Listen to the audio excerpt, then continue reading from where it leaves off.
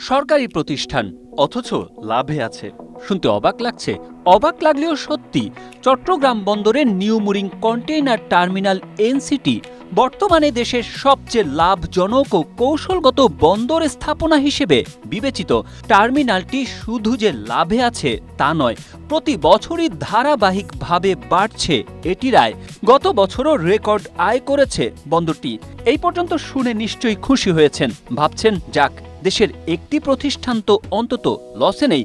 কিন্তু দুঃখের বিষয় হচ্ছে লাভজনক ও কৌশলগত এই স্থাপনাকে বিদেশি প্রতিষ্ঠান ডিপি ওয়ার্ল্ডের হাতে তুলে দেওয়ার জন্য তড়িঘড়ি করে প্রক্রিয়া এগিয়ে নেওয়া হচ্ছে। আর তা করা হচ্ছে সারা দেশ যখন ভোটের মাঠে ব্যস্ত।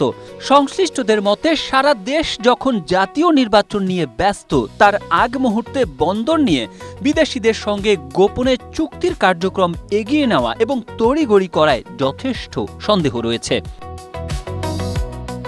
তাদের আশঙ্কা, লাভজনক টার্মিনালটি বিদেশি প্রতিষ্ঠানের হাতে তুলে দেওয়ার এই চুক্তি বাস্তবায়িত হলে বছরে প্রায় ২,০০০ কোটি টাকার রাজস্ব হারাবে রাষ্ট্র। বিপুল অঙ্কের ডলার বিদেশে চলে যাবে এবং চট্টগ্রাম বন্দরের আর্থিক স্বয়ংসম্পূর্ণতা ও জাতীয় নিরাপত্তা মারাত্মকভাবে ঝুঁকির মুখে পড়বে। অনেকেই এটিকে সরকারি পিপিপি নীতিমালা ও জাতীয় স্বার্থের সরাসরি লঙ্ঘন হিসেবে দেখছেন।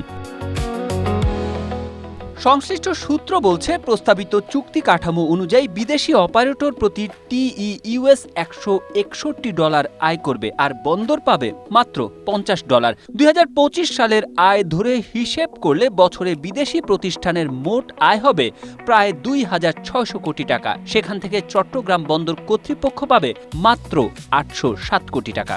অর্থাৎ মোট আয় থেকে ১,৭৯৩ কোটি টাকা নিয়ে যাবে বিদেশি প্রতিষ্ঠান, সেটাও কোনো ধরনের বিনিয়োগ ছাড়া। অর্থাৎ এনসিটি বর্তমান পদ্ধতিতে পরিচালিত হলে বন্দরের আয় হবে বছরে ২,৬০০ কোটি টাকা, আর বিদেশি প্রতিষ্ঠান দিয়ে পরিচালিত হলে আয় কমে দাঁড়াবে বছরে ৮০৭ কোটি টাকা।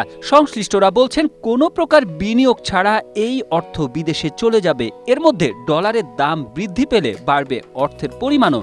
ডলার সংকটের এই সময়ে এমন বিশাল অর্থ বিদেশে চলে যাওয়া মানে দেশের অর্থনীতির বিশাল ক্ষতি।